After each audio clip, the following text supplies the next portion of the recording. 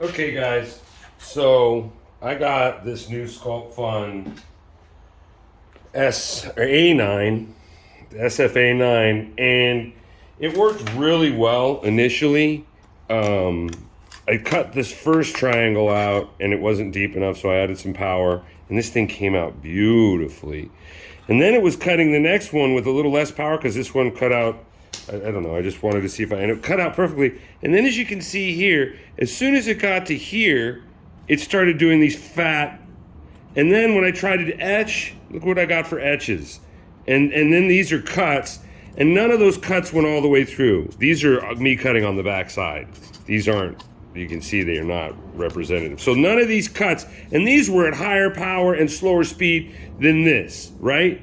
So obviously I got a machine that's not working properly. If we go over here and we look, the damage that it suffered during shipping was pretty significant. I'm gonna have to show the box in a few minutes. If you look really close, you can see that it got hit really hard, and it actually comes away. It's not attached anymore. But I don't think that's where my problem is. I think there's something wrong with the diodes inside of the laser. But I'm gonna go through what the people there at Sculptfun want me to do, because apparently, you know, it could be something that I don't know what it is. So we'll start off with doing what they recommended, which is cleaning the lens, right? So that's what we're gonna do right now. We're gonna clean the lens, or check the lens, right? It's nice and clean inside of there. The freaking thing's throwing sparks. We'll see in a second. So anyways, check it out. Here's the lens. It's brand new. And she wants me to clean the lens because she thinks that could be part of the problem. Or she or he or the people there at Sculptfun.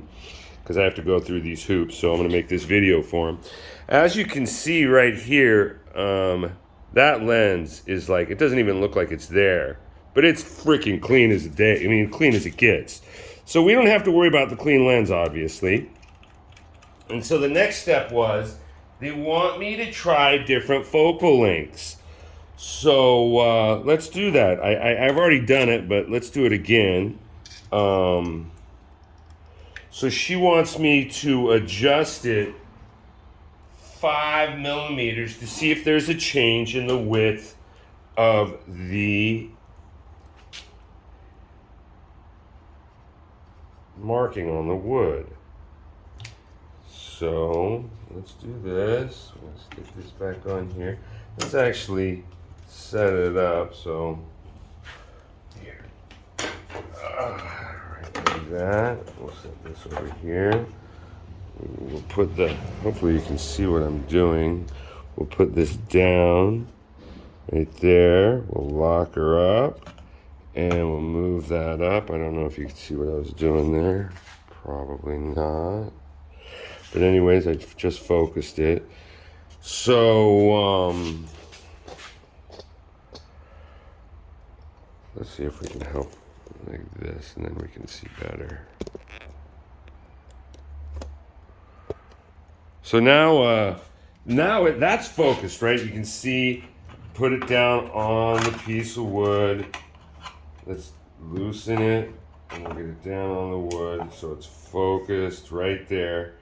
And then she wants me to come over here and raise it 5 millimeters, right? So let's raise it 5 millimeters. I don't think I'm gonna get close enough for you to really see 5 millimeters, but we're gonna raise it up 5 millimeters. So we're like right at 50. So let's go up to like 55. And we'll do both. We'll do all three. So let's turn this bad boy on. So we raised it 5 millimeters from the focal point.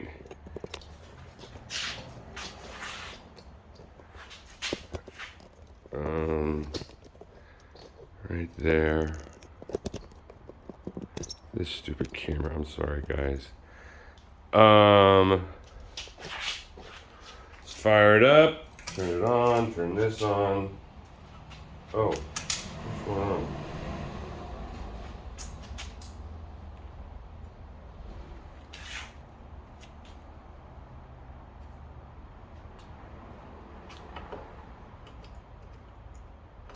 There we go. So there's turned on. And it's going over the origin. We're gonna fire up. Light burn. There we are. And we're just gonna draw a circle. This circle is, let's frame it. Let's get that up a little bit. So this is at 20 watts. And this is just a circle to burn. And there we go. Look at that, throwing sparks. I don't get it. So let's move this over. That was at 20. Let's do 40 now, and we'll move it down a little bit. So let's do 40 watts now. Look at it throw sparks, dude. Like, it's wood, it's throwing sparks. I don't get it. So anyways, so she wanted to see the difference between the 40 and the 20 watt. Here's the 40 and the 20. The 40's on the top and the 20 watts on the bottom, okay? And that's with the 5mm raise of the lens.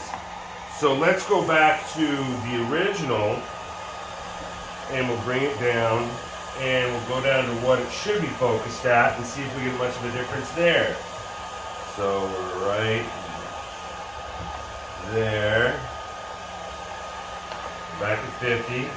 So let's go back to the origin.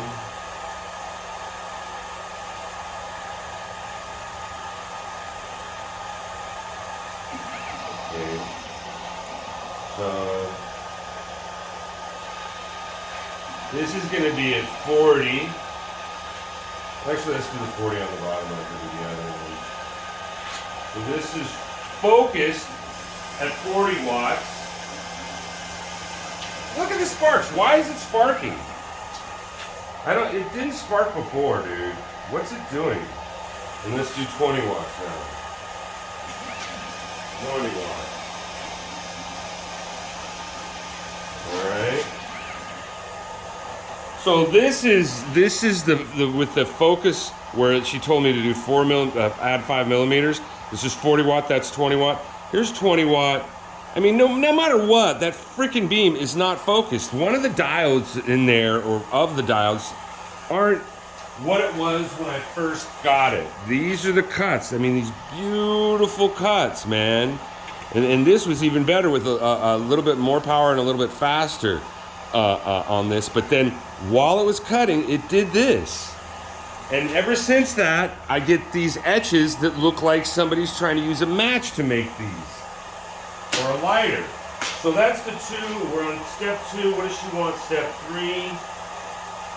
I did the switch for transportation damage. Now it's time to show the transportation damage from right here on the device. Where that damage was. It's the only place I see damage. This was a little bent, but otherwise not a big deal. I'm going to unplug this so I can move some things over here and show off the damage that she wants to see. Get this over with because I got a lot of work to do. Hey, yeah, let me just share with you here.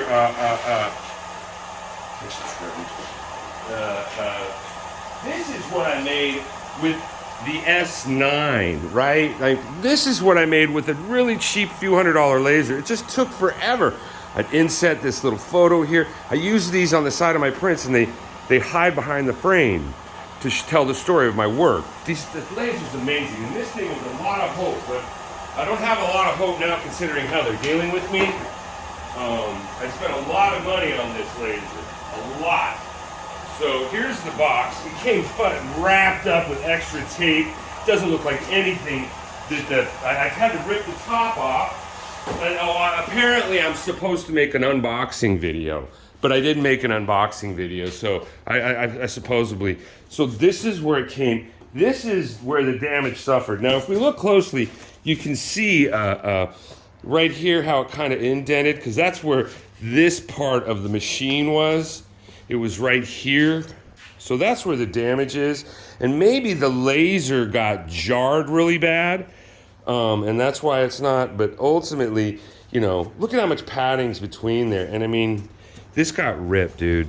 that got ripped right there when it, forgive me, that got ripped somehow. So when this is all one piece, you can see here, it's one piece here, but the hit this thing took, the hit this part of the device took in shipping was significant enough to rip this padding.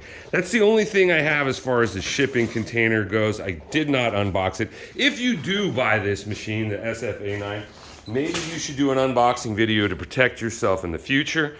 I do hope they stand behind this product, and I will take this video down if they do, but otherwise, I got a funny feeling you get what you pay for from China. I was really lucky with the S9. I'm really happy with this laser, even though it makes my workflow go so slow. I hate how slow that thing is. I love how wonderful it works. And this thing proved to be a great thing, so I can do bulk. And I was hoping to use that with this, but I got a funny feeling I got a big hunk of metal that's just gonna end up in the garbage. I'm not looking forward to these people.